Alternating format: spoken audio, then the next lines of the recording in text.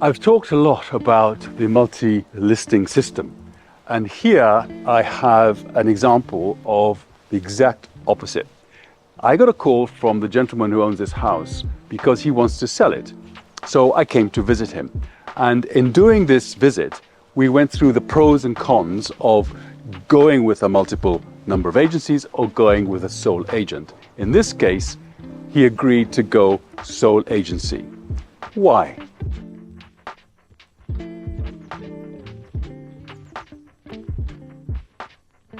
The first thing I do is to have a mandate, okay? So the mandate is the permission that he gives me to sell the property, okay?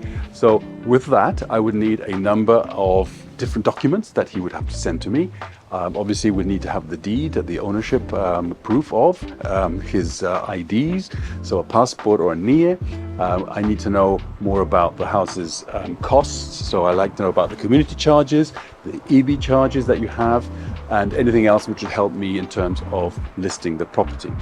So with all that information and his agreement, I then go through exactly what we will do, okay, as a sole agent, as opposed to what he might have if he went with a different number of agents. First of all, have some marketing collateral.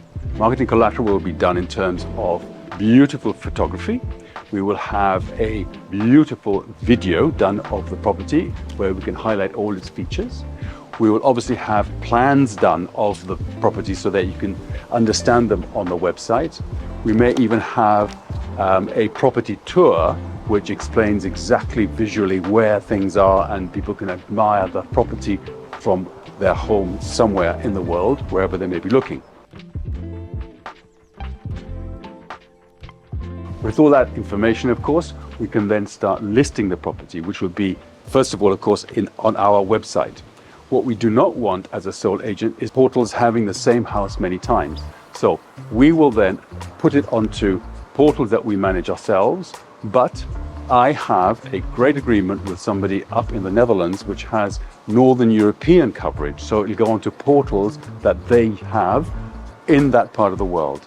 Similarly, we will push it out into other parts of the world where we do have contacts in America and maybe even the Far East and the Middle East. From a local point of view, the property will be exposed to the local journals that exist here, the periódico, the SG Plus, which are for people to understand that this property is here for sale. And we will also have it in the high-end magazines that we have, which are La Revista and the Polo Magazine, so that those people also get exposed to this wonderful property.